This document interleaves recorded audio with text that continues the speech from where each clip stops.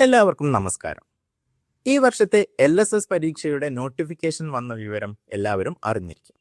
മുൻ വർഷങ്ങളിൽ നിന്ന് വ്യത്യസ്തമായി ഒരുപാട് മാറ്റങ്ങളോട് കൂടിയാണ് ഈ വർഷത്തെ പരീക്ഷ നടക്കാൻ പോകുന്നത്. അതെന്തൊക്കെയാണെന്ന് നമുക്കൊന്ന് പരിശോധിക്കാം. നമുക്ക് വിജ്ഞാപനം കാണാം. ആദ്യം നമുക്ക് എന്നാണ് പരീക്ഷ നടക്കാൻ പോകുന്നത് എന്ന് നോക്കാം. 2026 ഫെബ്രുവരി 26 വ്യാഴാഴ്ചയാണ് പരീക്ഷ നടക്കുന്നത്. പതിവ് പോലെ 2 പേപ്പറുകളുണ്ട്. രാവിലെ 10 മണി മുതൽ 12 മണി വരെ പേപ്പർ 1ഉം ഉച്ചയ്ക്ക് 1:30 മുതൽ 3:30 വരെ പേപ്പർ 2ഉം പരീക്ഷകൾ നടക്കുന്നതായിരിക്കും. ഇനി നമുക്ക് പരീക്ഷയ്ക്ക് വേണ്ട യോഗ്യത എന്താണെന്ന് നോക്കാം. 4ാം ക്ലാസ്സിലെ അർദ്ധവാർഷിക പരീക്ഷയിൽ, അതായത് 2ാം ടേമില് പരീക്ഷയിൽ എല്ലാ വിഷയങ്ങളിലും A ഗ്രേഡ് നേടിയിരിക്കണം. ഇനി ഏതെങ്കിലും ഒരു വിഷയത്തിൽ A ഗ്രേഡ് ഇല്ല, B ഗ്രേഡ് ആണെങ്കിൽ ആ കുട്ടി ഉപജില്ലാ മേളകളിൽ ഏതെങ്കിലും ഇനത്തിൽ A ഗ്രേഡ് നേടിയിരിക്കണം. അങ്ങനെയാണെങ്കിൽ നമ്മുടെ പരീക്ഷ എഴുതാനുള്ള യോഗ്യത ഉണ്ടായിരിക്കുന്നതാണ്. ഇനി മറ്റൊരു പ്രധാന കാര്യത്തിലേക്ക് നമുക്ക് പോകാം. മുൻ വർഷങ്ങളിൽ, അതായത് കഴിഞ്ഞ വർഷം നമ്മുടെ പരീക്ഷയ്ക്ക് 4ാം ക്ലാസ്സിലെ മുഴുവൻ പാഠഭാഗങ്ങളിൽ നിന്നും ചോദ്യമുണ്ടായിരുന്നു. പക്ഷെ ഈ വർഷം നമുക്കൊരു സൗകര്യമുണ്ട്. ജനുവരി 31 വരെ സ്കീം ഓഫ് വർക്ക് അനുസരിച്ച് ഏതൊക്കെ പാഠഭാഗങ്ങളാണോ മുഴുവനായും തീർക്കേണ്ടത് അത്രയും പാഠഭാഗങ്ങളിൽ നിന്നുള്ള ചോദ്യങ്ങൾ മാത്രമേ ഉണ്ടാകൂ. അത് ഏതൊക്കെയാണെന്ന് നമുക്കൊന്ന് നോക്കാം.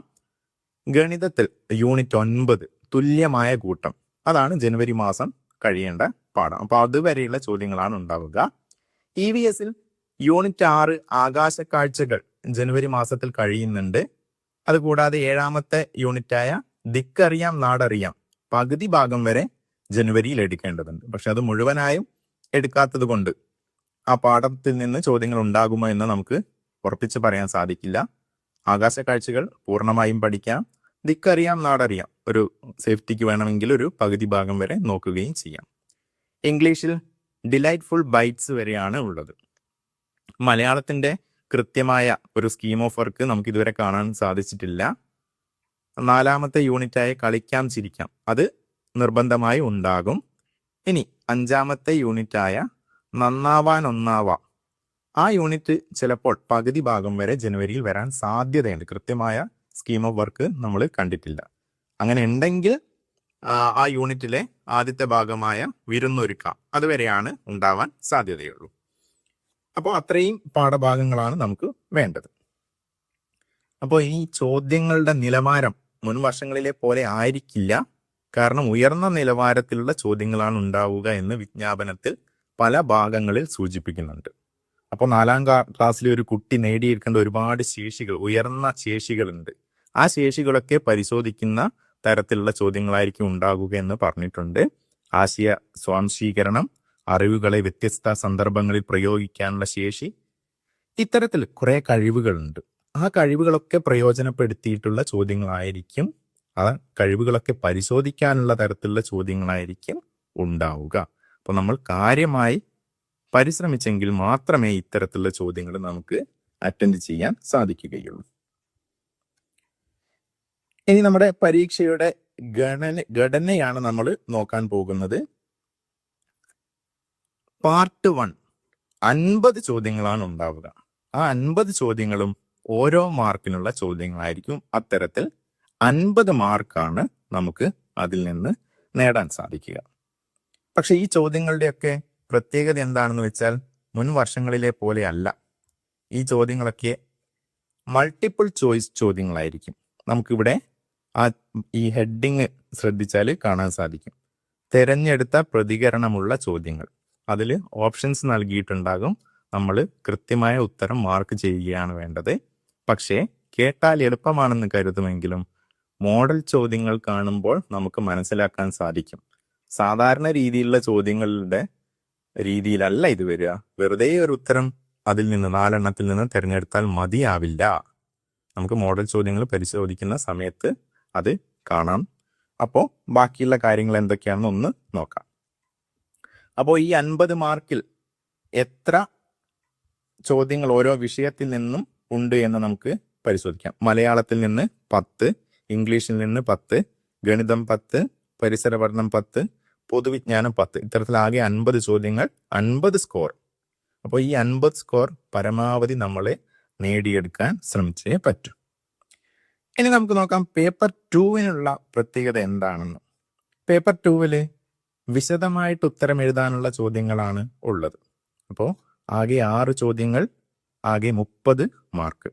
മലയാളത്തിൽ നിന്ന് 2 ചോദ്യങ്ങളാണ് 5 മാർക്ക് വീതം, അപ്പോൾ 10 മാർക്ക്. ഇംഗ്ലീഷിൽ നിന്ന് 5 മാർക്കിന്റെ ഒരു ചോദ്യം, ഗണിതത്തിൽ നിന്ന് 2 ചോദ്യം, അപ്പോൾ 10 മാർക്ക്. പരിസര പഠനത്തിൽ നിന്ന് 1 ചോദ്യം.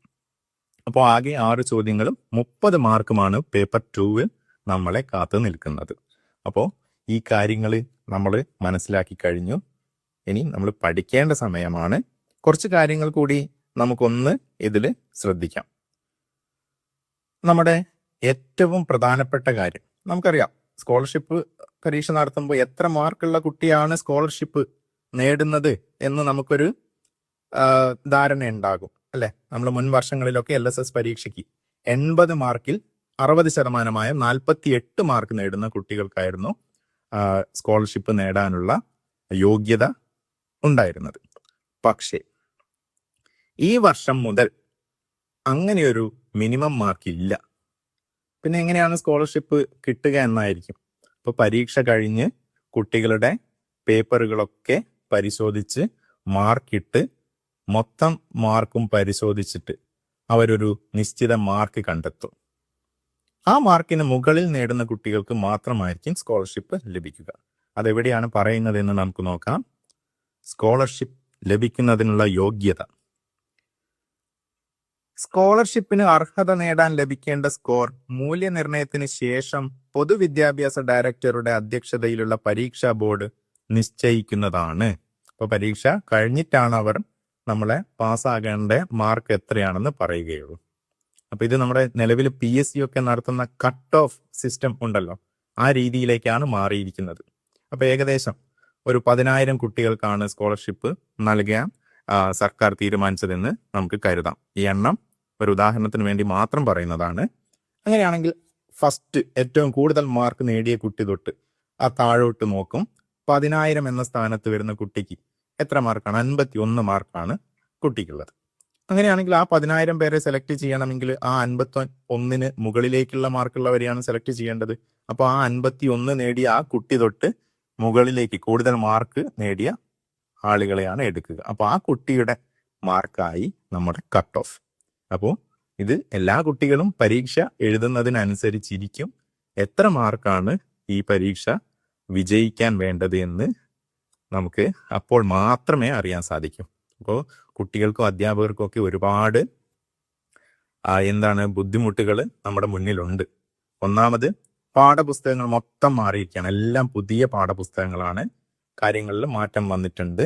മാത്രമല്ല പരീക്ഷ രീതി മാറി, ചോദ്യങ്ങളുടെ പാറ്റേൺ മാറി. പാർട്ട് 1 ആയാലും 2 ആയാലും പാറ്റേൺ മാറി. കുറച്ചുകൂടി ഉയർന്ന നിലവാരത്തിലുള്ള ചോദ്യങ്ങൾ മാത്രമാണ് ചോദിക്കുന്നത്. മാത്രമല്ല പ്രധാനപ്പെട്ട പ്രശ്നം, പാസ് മാർക്കായിട്ട് കട്ട് ഓഫ് മാർക്കാണ് വരുന്നത്. അത് നമുക്ക് മുൻകൂട്ടി അറിയാനും സാധിക്കില്ല. അപ്പോൾ പരീക്ഷ പണ്ടൊക്കെ എങ്ങനെയായിരുന്നു? കുട്ടികൾ ഏകദേശം കൂട്ടി നോക്കും, എത്ര മാർക്ക് എനിക്കുണ്ട്, 50 മുകളിലൊക്കെ ഉണ്ട്, സമാധാനം കിട്ടുമെന്നുള്ളൊരു ഉറപ്പുണ്ടായിരുന്നു. പക്ഷേ ഈ പ്രാവശ്യം മുതൽ നമുക്ക് അങ്ങനെ സമാധാനിക്കാൻ സാധിക്കില്ല. കാരണം കട്ട് ഓഫ് എത്രയാണെന്ന് നമുക്ക് എല്ലാം കഴിഞ്ഞ് കുറേ ദിവസങ്ങൾക്ക് ശേഷം മാത്രമേ അറിയൂ. അപ്പോൾ മാത്രമേ നമുക്ക് അത്തരത്തിലൊരു കാൽക്കുലേഷൻ നടത്താൻ സാധിക്കൂ. അപ്പോൾ ഇത്തരത്തിൽ ഒരുപാട് പേടിപ്പെടുത്തുന്ന കാര്യങ്ങൾ നമ്മുടെ മുന്നിലുണ്ട്. പക്ഷെ അതിനെല്ലാം മറികടന്ന് നല്ല രീതിയിൽ പരിശ്രമിച്ച് എല്ലാവരും പരമാവധി മാർക്ക് നേടാൻ വേണ്ടി ശ്രമിക്കുകയാണ് വേണ്ടത്. അപ്പോൾ ഏറ്റവും പുതിയ മോഡലിലുള്ള പാറ്റേണിലുള്ള ചോദ്യങ്ങൾ ഉൾപ്പെടുത്തി നമ്മുടെ മോഡൽ ക്വസ്റ്റ്യൻസ് വരുന്ന ക്ലാസ്സുകളിൽ നമ്മൾ ഈ യൂട്യൂബ് ചാനലിൽ അപ്ലോഡ് ചെയ്യുന്നതായിരിക്കും. ചോദ്യങ്ങളും അതിൻ്റെ ഉത്തരങ്ങളും അതിൻ്റെ ഡിസ്കഷനും നമ്മൾ നടത്തുന്നതായിരിക്കും. Okay, thank you.